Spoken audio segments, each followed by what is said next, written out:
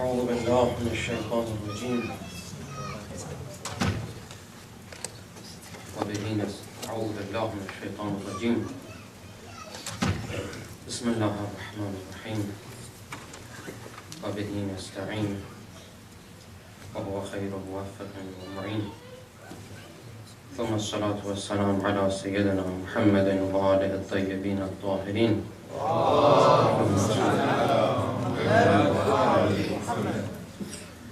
واللعن الدائم على أعدائهم أجمعين. Alhamdulillah, last night we started the topic of Intidhar al-Faraj. I explained that based on the riwayat of the Ahlul Bayt, a true Shia cannot live a normal life like anyone else. There must be a difference in his life. As the Imams have said in the riwayat that we have from them in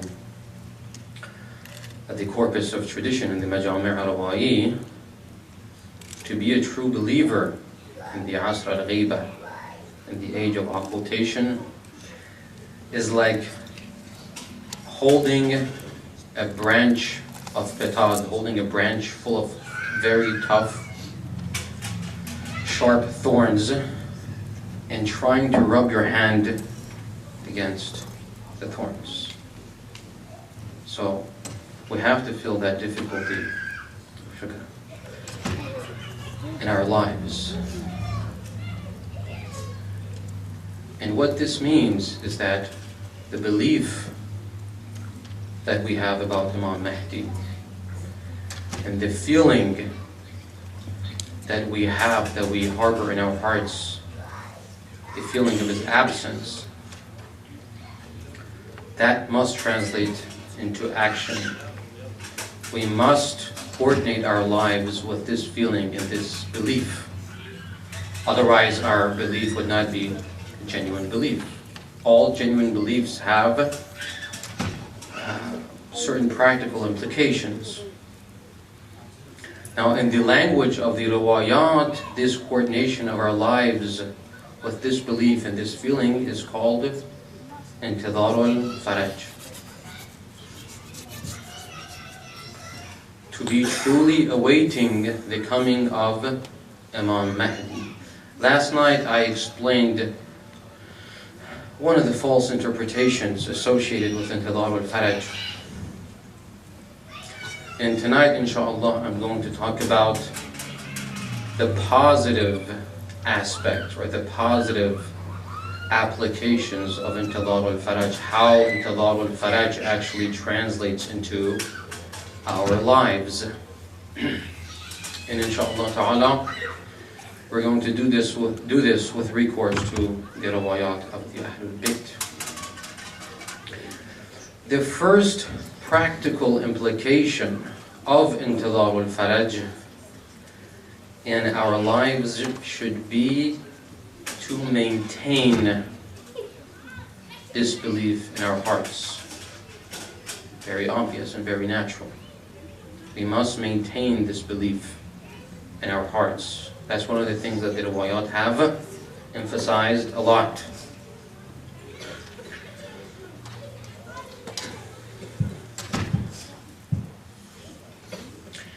One riwayat, just as an example, is from Musa ibn Ja'far, Imam al-Kadhim alayhi salam.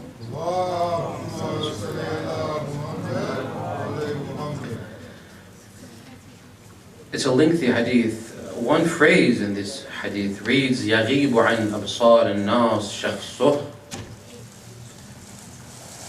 The physical presence of Imam Mahdi is not with the Shia, with the people. وَلَا يَغِيبُ عَنْ قُلُوبِ الْمُؤْمِنِينَ ذِكْرُهُ.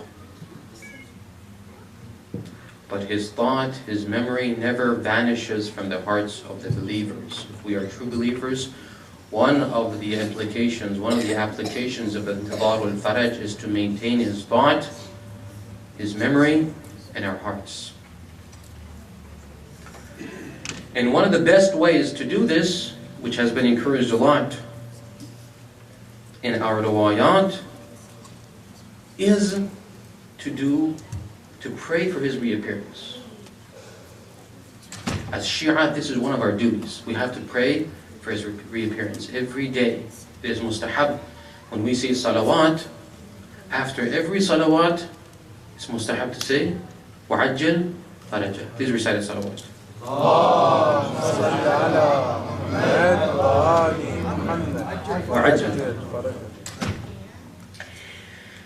And there are many ziyarat, many supplications that we have in our corpus of tradition, in our majami' al-wa'i, that the Ahlul Bayt have told us to recite in remembrance of Imam Mahdi. I would just like to bring to your attention one very important, and I've mentioned this ziyarat before. It's ziyarat al-Nudbah, which is very important. It's full of insightful passages about our relation with Imam Mahdi, how Imam Mahdi is, how we should feel about him, how Imam Mahdi bears on our lives. This ziyarat al-Nudbah is very encouraged by our scholars. You can refer to it, volume 99 of Bihar al-Anwar, page 92. I also have it if anyone is interested. I can give it to you. The ziyarah, you can read it Friday afternoons, and it's preceded by 12 rak'ahs of prayer. 6 2 rak'ahs, and then ziyarat al-Nudbah. And as I've mentioned before, it's different from the popular Da'i Nudbah, which is recited Friday mornings. So one of the positive applications of Intidhar al-Faraj, of awaiting the reappearance of Imam Mahdi, is to keep his thought in our hearts, not let it die out. One of the best ways to do that is to pray for his reappearance every day, not occasionally. And as I said, one of the best ways is the ziyarat al-Nudbah that I told you about. The second positive application of Intidhar al-Faraj, which we could say is probably the most important application, and it's the most important way in which we could await the coming of Imam Mahdi, in which we could hasten the coming of Imam Mahdi, in which has been emphasized over and over again in our riwayat, in our reports from the Ahlul Bayt, is, and I've said this before, it might sound repetitious and tedious to some, but it is very important. It is observing taqwa. Observing taqwa. Doing our wajibat and refraining from the muharramat. Doing our wajibat and refraining from the muharramat, what God has prohibited upon us. And one riwayah from Imam Sadiq عن يمان التمار عن أبي عبد الله عليه السلام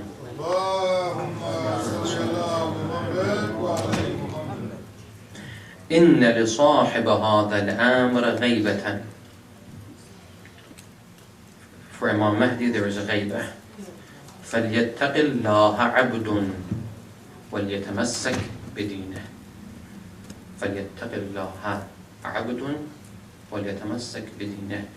In the age of occultation, we have been encouraged and exhorted to observe taqwa. Now you might say, well, taqwa, it's the same whether the Imam is present or the Imam is absent. We have to observe taqwa anyway. That is true. But there's a reason that the Ahlul Bayt had emphasized taqwa during the age of occultation. Observing taqwa is very critical in hastening the reappearance of Imam Mahdi, in bringing about the grounds that facilitate the establishment of the rule of God on earth, which is going to happen at the hands of Imam Mahdi, inshaAllah ta'ala. In order for Imam Mahdi to establish his al-hukuma al-alawiyya, please say a salawat for Sayyid Sahib.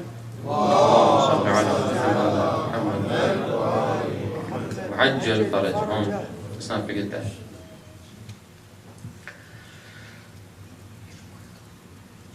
In order to prepare the grounds for the coming of Imam Mahdi, we need spiritually healthy, spiritually strong Shi'as who can serve as the servants of Imam Mahdi. We need a spiritually healthy society, Shia community, in order for Imam Mahdi to come back, in order to support Imam Mahdi when he reappears, inshaAllah. And this, the main measure, the main factor that can bring this about is taqwa. That's why the Rawad of the Ahlul Bayt have emphasized the factor of taqwa and the fact that the Shia must observe taqwa in the age of occultation. Now taqwa, what does taqwa mean, brothers and sisters? The definition of taqwa is pretty simple, as I mentioned this before. To do our wajibat, what God has made incumbent upon us, do them, and what He has prohibited, refrain from them. Taqwa, brothers and sisters, taqwa has a broad application. Okay. Taqwa is to submit wholeheartedly to God's injunctions in all spheres of life. Taqwa is to submit wholeheartedly to God's injunctions, to God's commands in all spheres of life. One sphere of life is the private sphere of life, which is the most obvious application. How do we carry out taqwa in the private sphere of life? The first thing, brothers and sisters, is to know our ahkam, to read the risala of our marja'. That's the fundamental and basic step in observing taqwa in our private lives. If we are true Shi'as, if we say that we love the Ahlul Bayt, this is one step that we must all do. If we fail, if we neglect this duty to learn our ahkam, that means we are not truly implementing this belief. That means we are not, the belief is not strong in our hearts if we do not do this. If we neglect in doing this step of taqwa. The second step, which is even more important, brothers and sisters, is to implement those ahkam that we learn. To be careful what we see, what we watch. To be careful what we hear. To be careful what we say. Especially in the West, to be careful of what we see. That's especially important. Every bad thing, brothers and sisters, that we see is an arrow, sahmun min saham shaitan. Is an arrow that comes and pierces our hearts. We have to learn our ahkam, and we have to be careful that we observe the ahkam in all the different spheres of our private life. And taqwa is the key. It's simple, but it's the key to all happiness, brothers and sisters. Doing our wajibat and refraining from muharramat, it brings calm and happiness in this world. It erases all of our sins, It solves all of our psychological problems. These are said, specified in the words of the Ahlul Bayt. I'm not making these up. And an important factor is that if we observe taqwa, all our actions are beneficial. But if we do not observe taqwa, whatever action we do is absolutely useless. No matter how many hasanat we might do. If we do not observe taqwa, they're absolutely useless. Let me read to you two riwayat, two riwayas from the Ahlul Bayt in this regard, inshaAllah. We hope that by the right of the Ahlul Bayt, they themselves would help us in implementing taqwa in our lives, inshaAllah ta'ala. The first report I would like to read to you, well, both of them are from Imam Sadiq, from Abu Abdullah. The first one is, the narrator is Mufaddal ibn Umar, one of the very good companions of Imam Sadiq. قال Mufaddal ibn Umar says, I said to Imam Sadiq, قال كنت عند أبي عبد الله فذكرنا الأعمال. We were with Imam Sadiq, and we mentioned the issue of our actions and how deficient our actions are, and how we do not succeed in doing more and doing better. فذكرنا الأعمال فقلت أنا ما أضعف عملي. Mufaddal ibn Umar tells Imam Sadiq, ما أضعف عملي. My actions, my good deeds are so little. My good deeds are so few. فقال مه. Be quiet. This is the reply that Imam Sadiq gives to Mufaddal ibn Umar. Astaghfirullah. Seek God's forgiveness. ثم قال لي. Then Imam Sadiq says, إن قليل العمل مع التقوى خير من كثير العمل. If we have little, if our actions are little, if our actions are few, but we observe taqwa, that's better than a lot of hasanat, a lot of mustahabbat without observing taqwa. قلت كيف يكون كثير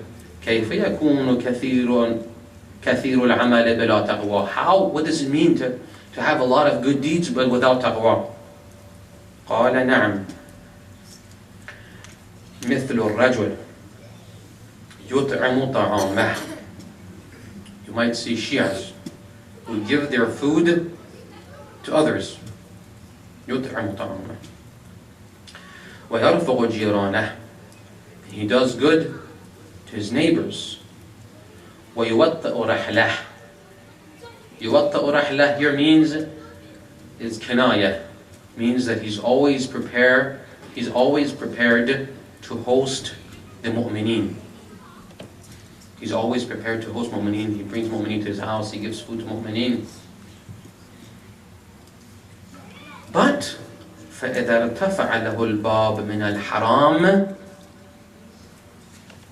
when that opportunity of haram shows up, wherever it might be, دخل فيه. He does not refrain.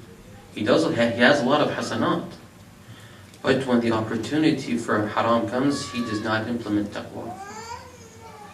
فهذا العمل بلا تقوى. This is كثير العمل بلا تقوى. This is doing a lot but not observing taqwa. ويكون الآخر ليس عنده. But there are other Shias who do not have the means to do all these hasanat, to do all these mustahabbat. But فإذا ارتفع له الباب من الحرام لم يدخل به. When the opportunity for taqwa shows up, he has the will to restrain himself, to refrain from doing haram. This is taqwa. And without taqwa, this is something that, and I mentioned this before, hopefully it won't be tedious, and we believe that in dhikra tanfa'ul mu'mineen. Ayatollah Khushbah used to say this, rahmatullah alayhi, used to say this over and over again. Whatever question he would be asked, I have this psychological problem, or I want to do that, he would say, the key to everything is taqwa. If you observe taqwa, all the other hasanat are advantageous. If you do not observe, or if we do not observe taqwa, nothing is beneficial. And they would not solve, it would not help our spiritual well-being. The second riwayah, which approaches the same topic from a different perspective, and again from Imam Sadiq,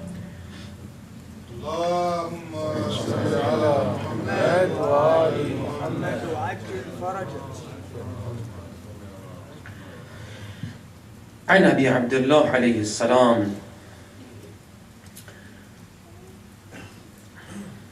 ما نقل الله عز وجل عبدا من ذل المعاصي إلا إلى عز التقوى ما نقل الله عز وجل عبدا من ذل المعاصي إلى عز التقوى إلا أغناه من غير مال وأعزه من غير عشيرة وآنسه من غير بشر. This is what I meant when I said taqwa brings about all the good things in life that we seek. Although we go through the wrong ways, the true way is taqwa. If the slave of God, if we observe taqwa,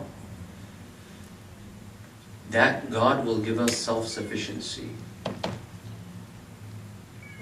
God will give us self-sufficiency. In this world, we will feel comfortable. We might not be extremely wealthy, but we will feel self-sufficiency. God will take care of our affairs. He will give to us min ghayri hisab.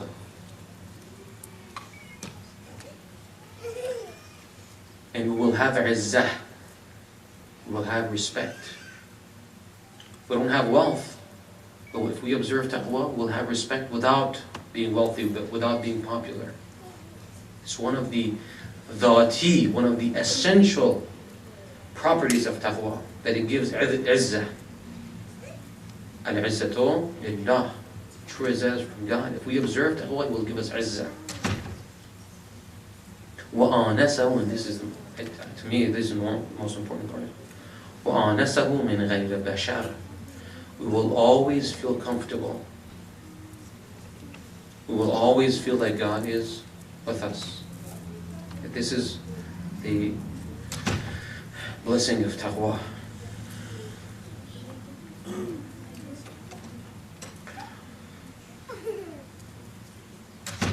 So the first application of taqwa, which is one of the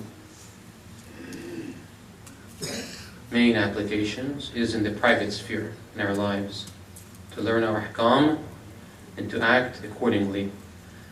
That resolves all the difficulties we have in our lives. But taqwa is not limited to the private sphere. In the social sphere as well, we must observe taqwa. Like I said, in order for Imam Mahdi to reappear, he needs a strong Shia, a strong and spiritually healthy Shia community. Thus, we must observe taqwa in the social sphere as well. Now, the nucleus of the social sphere is the family. So it's very important to observe taqwa within the framework of the family. This is something that, unfortunately, a lot of the Shia, unfortunately, neglect. To observe taqwa within the framework of the nucleus of the family, which is the building block of the society. The first way we can observe taqwa in the framework of the family is to observe the private taqwa. Okay? When we do our prayers on time, right? When we do not look at the scenes that we're not supposed to look at, our children see this and they learn from us.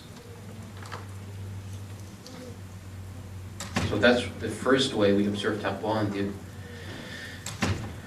in the framework, in the context of the family. The second one, and of course there's a lot of things, there's a lot of issues we can talk about relating to the how we practice taqwa within the framework of the family.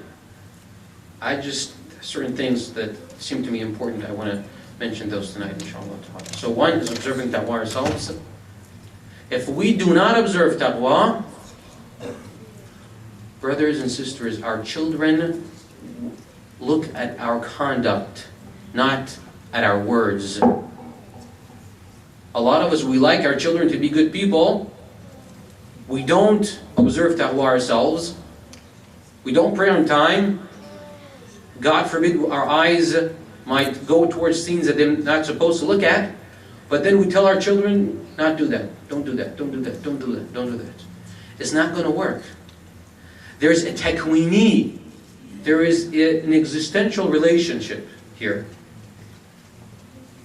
between the father and the son, between the parents and the children.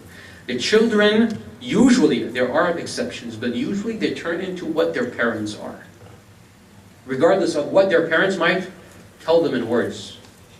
So if we want our children to be good children, we must observe taqwa ourselves. The second issue I would like to raise in relation to observing taqwa at home, in the framework of the family, is relating to the Dajjal of our time.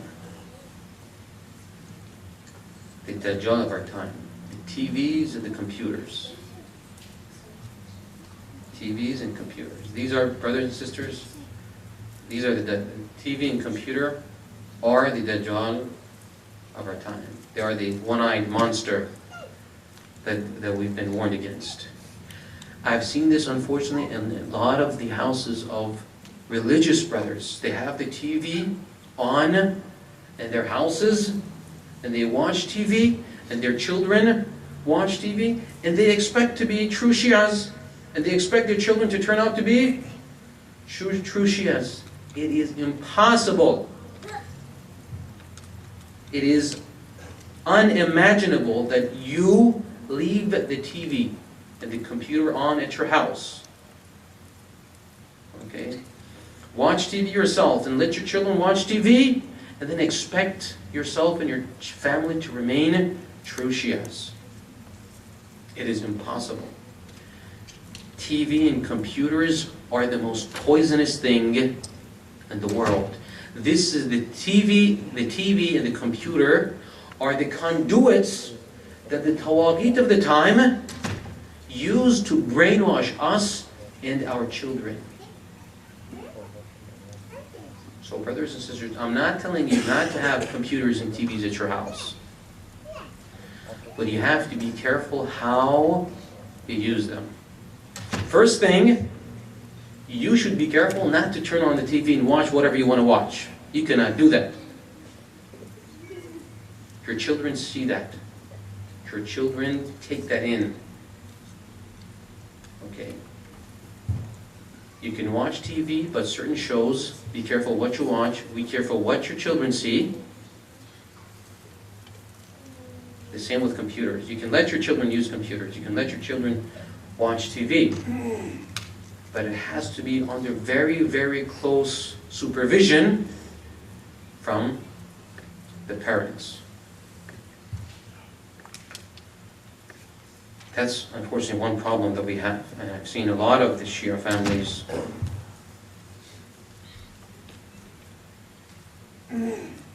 have this problem.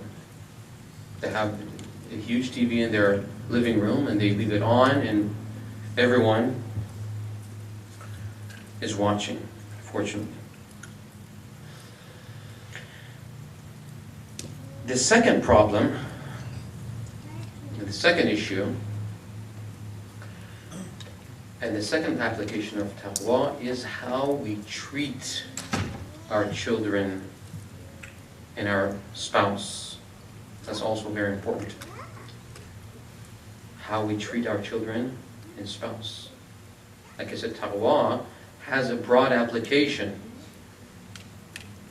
Hitting and beating our children and spouse is absolutely haram and forbidden by Islam. This is something that a lot of Muslim families unfortunately do not know. They think that the parents have the right to hit their children. They think that the husband has the right to hit his wife. It is absolutely haram to hit and physically hurt your children. It is not allowed. And believe me, you cannot do anything worse than hitting your children. If you want your children to grow into healthy, spiritually healthy, and true Shi'as, there are other ways to discipline your children. First thing is to observe taqwa yourself. And second thing, if your children do something wrong, you cannot hurt them physically. It is haram. And you know, if you hit your child, God forbid, if we hit our children, and the place becomes red, just red, not bruised or anything else.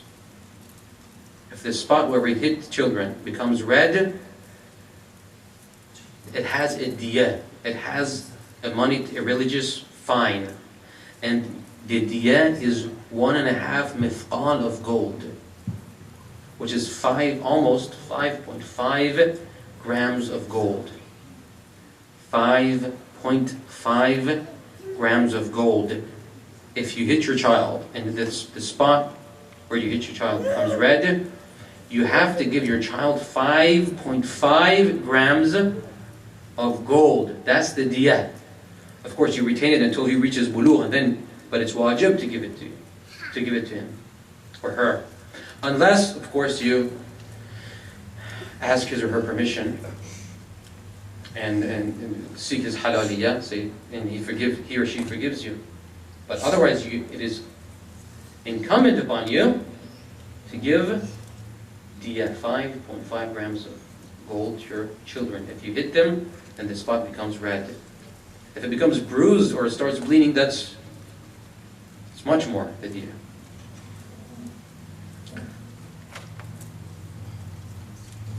There's, in relation to the same topic, a riwayah from Imam Kadhim. قال أبو الحسن إن الله, please pay attention to this, إن الله ليس يغضب لشيء كغضبه للنساء والصبيان. إن الله ليس يغضب لشيء كغضبه للنساء والصبيان. There is nothing in the world that infuriates God more than doing oppression and injustice to our children and spouse. That's how important the issue is.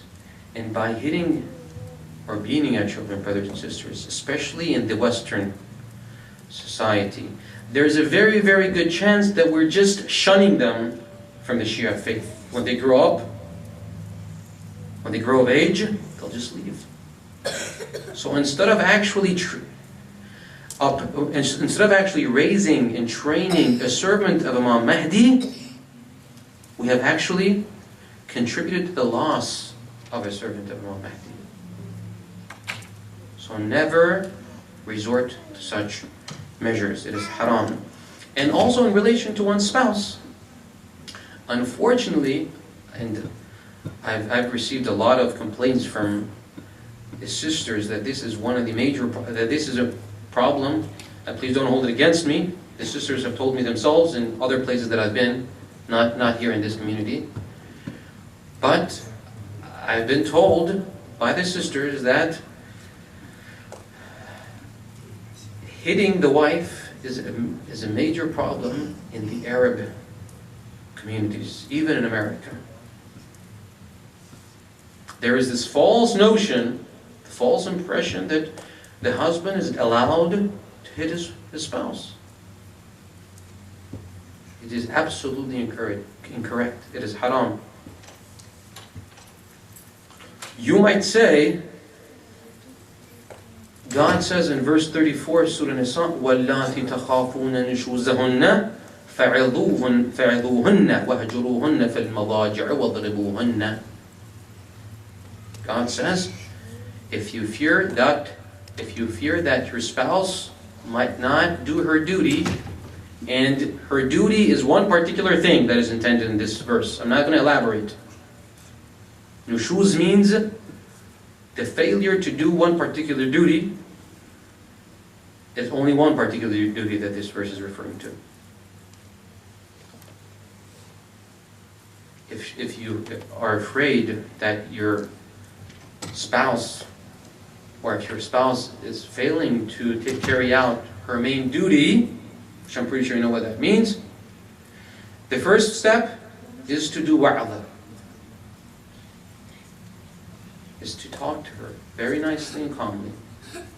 The second step is to separate your bed from your spouse. The third step says, وَضْرِبُوهُنَّ, hit your spouse. First of all, brothers, I should say, اضْرِبُوهُنَّ here is the last measure that we resort to. It's not the first measure. Secondly, the riwayat of the Ahlul Bayt say that this dharb must be done with a siwak, with a toothbrush. And it must not bruise. So it's basically like patting.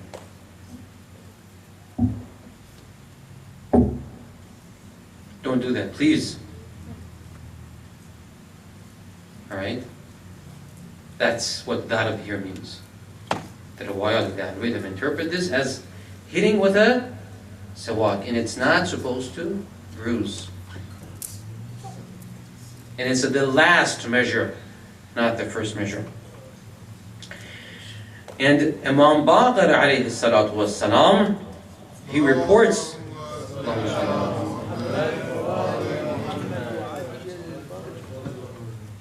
Imam Baqir relates from the Prophet, An Abi Ja'far alayhi salam, An Rasulullah, أَيَضْرِبُ أَحَدُكُمْ الْمَرْأَةَ ثُمَّ يَظِلُّ مُعَانِقَهَا. How can you hit your spouse and then embrace her?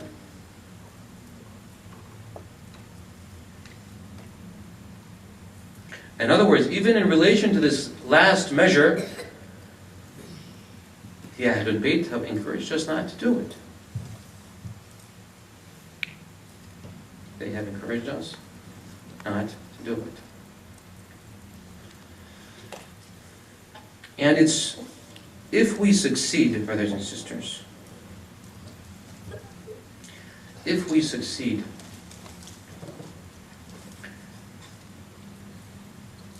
in carrying out taqwa in the private sphere and in our families, we have carried out one of the aspects of our duty in relation to intidar al-faraj. We have done our share in preparing the grounds for the coming of Imam Mahdi. We are like soldiers who have fought alongside Amir al-Mu'mineen, Ali ibn Abi Talib alayhi salam, against the Khawarij, if we observe taqwa. Of course, tonight I talked about taqwa in the private sphere, and taqwa in the context of the family is the nucleus of the Shia community, inshaAllah ta'ala. Tomorrow, I would like to continue the topic by elaborating on how we must observe taqwa in relation to the larger Shia community, in relation to our brothers and sisters in faith, inshaAllah ta'ala. اللهم عجل لوليك الفرج والعافية والناصر واجعلنا من خير أعوانه وأنصاره والمستشهدين بين يديه وهب لنا رأفته ورحمته ودعاءه وصلى الله على سيدنا محمد وآله الطيبين الطاهرين.